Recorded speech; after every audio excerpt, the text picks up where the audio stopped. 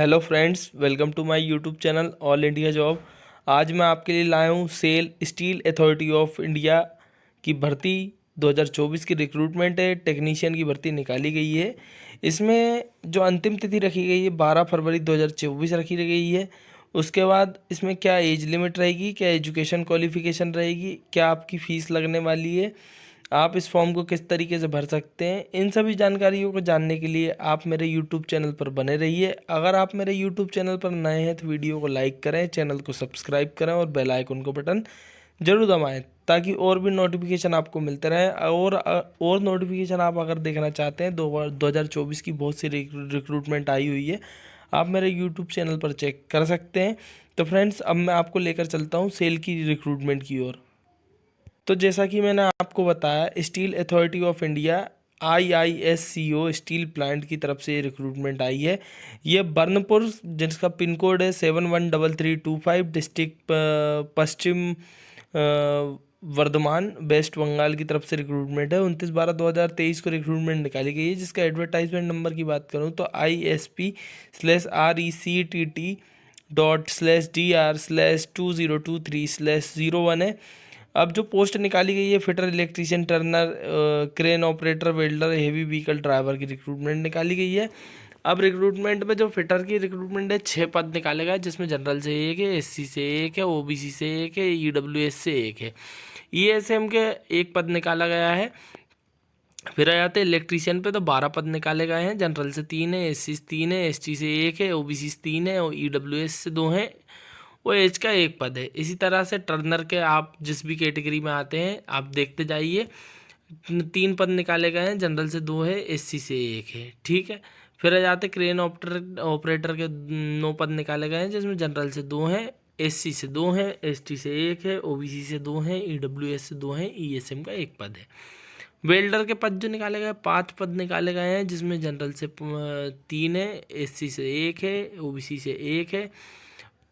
Heavy vehicle driver के 5 पद निकाले गए हैं, जिसमें कि जनरल से 2 हैं, SC से एक है, OBC से एक है, EWS से एक है, ESM का एक पद है। फिर आ जाते हैं ऑपरेटर कम टेक्नीशियन, बॉयलर ऑपरेशन वाले जो होते हैं ना, उनकी 3 रिक्रूटमेंट निकाली गई, तीनों जनरल से। अटेंडेंट कम टेक्नीशियन की S1 की जो रिक्रूटमेंट है, उसमें बॉयलर अटेंडेंट के 3 पद निकाले गए हैं और S3 में 3 पद निकाले गए हैं। अब एज रिलैक्सेशन, जो रिजर्वेशन कैंडिडेट है वो ST SC OBC को रिजर्वेशन मिलता ही है, तो वो वैसा रिजर्वेशन दिया गया है। 5 ईयर का एज रिलैक्सेशन ST SC को मिलने वाला है, 3 ईयर का OBC को मिलने वाला है। एलिजिबिलिटी क्राइटेरिया की बात करें तो ऑपरेटर कम टेक्नीशियन बॉयलर S3 वाली रिक्रूटमेंट जो 3 निकाली गई हैं, उसमें 30 साल तक आपकी एज लिमिट होने वाली है। मेट्रिकुलेशन और 3 ईयर डिप्लोमा या फिर मैकेनिकल और इलेक्ट्रिकल केमिकल पावर प्लांट वाले या प्रोडक्शन इंस्ट्रूमेंटेशन वाले इंजीनियरिंग होनी चाहिए।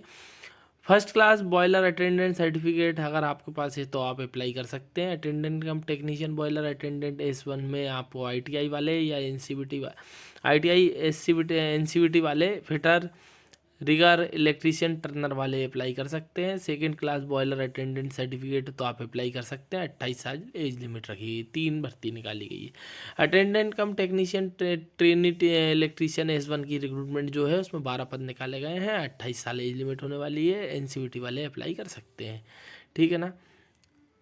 उसके इसमें सिर्फ इलेक्ट्रीशियन ट्रेड वाले अप्लाई कर सकते हैं। फिटर की जो निकाली गई है ट्रेनी की, उसमें 28 साल एज लिमिट होने वाली है। 6 पद निकाले गए, वो 6 पद निकाले गए हैं। फिटर से आपकी ITI होगी, NCVT से तो आप अप्लाई कर सकते हैं। अटेंडेंट कम टेक्नीशियन ट्रेनी की बात करूँ तो 28 साल एज लिमिट होने वाली, 3 पद निकाले गए। NCVT टर्नर से है तो आप अप्लाई कर सकते हैं। अटेंडेंट कम बिल्डर वाले में, बिल्डर से अगर आपकी ITI है, NCVT है तो आप अप्लाई कर सकते हैं। उसके बाद attendant cum technician trainee crane operator में आपको ITI NCVT fitter, rigger, turner, electrician वाले अप्लाई कर सकते हैं। 1 ईयर EOT क्रेन ऑपरेशन या फिर 120 टन्स और मोर कैपेसिटी वाले अप्लाई कर सकते हैं। अटेंडेंट कम टेक्नीशियन ट्रेनी की बात करूँ हेवी व्हीकल ड्राइवर में, 28 साल एज लिमिट होने वाली, 5 पद है। Matriculation heavy vehicle driving licence होना चाहिए, मिनिमम 1 ईयर का एक्सपीरियंस होना चाहिए आपका, मतलब मेट्रिकुलेशन के बाद। उसके बाद hydraulic mobile crane, bulldozer, chain mountain loader, wheel loader, ये सब चीज़ें आपको चलानी आती हो तो आप अप्लाई कर सकते हैं। गाइडलाइंस जो कुछ दी गई हैं 18/1 जो इसकी क्लोजिंग डेट है 18/1/2024 होने वाली है। मात्र जो ठीक तो 18/1/2024 आपकी डेट होगी। 5 ईयर का ST/SC को, 3 ईयर को OBC को एज रिलैक्सेशन मिलने वाला है। 10 ईयर का विकलांग कोटा वालों को भी एज रिलैक्सेशन मिलने वाला है। पेमेंट की बात कर दूं तो पेमेंट यहाँ लिखी हुई है। ऑपरेटर कम टेक्नीशियन बॉयलर ऑपरेशन वालों की 26,600 से लेकर 38,920 सैलरी बनने वाली है। Attendant cum technician boiler attendant की AS1 वाले 25,000 से लेकर 35,000 तक सैलरी बनेगी।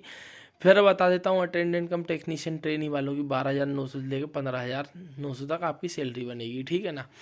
ठीक है, उसके बाद मोड ऑफ सिलेक्शन जो मैंने आपको बताया, ये मोड ऑफ सिलेक्शन रहने वाला है S3 S1 S2 S3 1.3 ratio रहेगा। इसमें आपका स्किल टेस्ट रहेगा, ट्रेड टेस्ट रहेगा, ठीक है।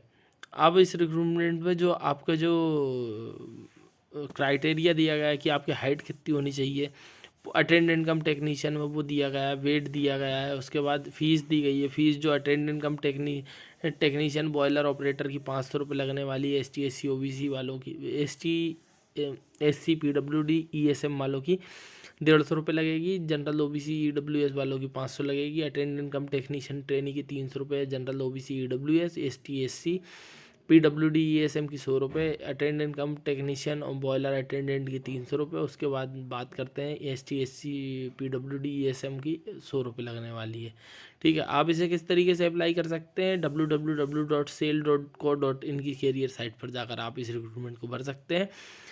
जो प्रोसेस दिया गया है वो आप देख सकते हैं कि किस तरीके से आपको पहले साइट पर जाना है, sale.co.in की साइट पर या फिर salecareers.com पर फिर जाना है आपको अप्लाई करने के लिए। तो अप्लाई लॉगिन करना है पहले। अगर लॉगिन नहीं है तो आप रजिस्टर्ड कर लें। रजिस्टर्ड करने के लिए मोबाइल नंबर आपको होना चाहिए, या वो मोबाइल नंबर और पासवर्ड बनेगा, रजिस्टर्ड यूज़र आईडी बनेगी। उसके बाद लॉगिन करेंगे आप। लॉगिन करने के बाद आपके फ़ोटो, सिग्नेचर और डिटेल्स को भरेंगे। सभी डॉक्यूमेंट्स अपलोड होंगे। फिर पेमेंट का सब चीज़ों पर जब कंप्लीट डॉक्यूमेंट्स अपलोड हो जाएँ तो उसको कंफर्म करेंगे। कंफर्म करने के बाद पेमेंट पे जाएंगे। पेमेंट पर पेमेंट करेंगे। पेमेंट आप नेट बैंकिंग UPI से कर सकते हैं, क्रेडिट कार्ड डेबिट कार्ड से भी कर सकते हैं, ठीक है। तो फ्रेंड्स यही रिक्रूटमेंट आई हुई थी। अगर आपको ये रिक्रूटमेंट पसंद आई और समझ आई तो आप मेरे वीडियो को लाइक करें, चैनल को सब्सक्राइब करें और बेल आइकन को बटन जरूर दबाएं ताकि इस तरह के और भी नोटिफिकेशन आपको मिलते रहे। Thank you.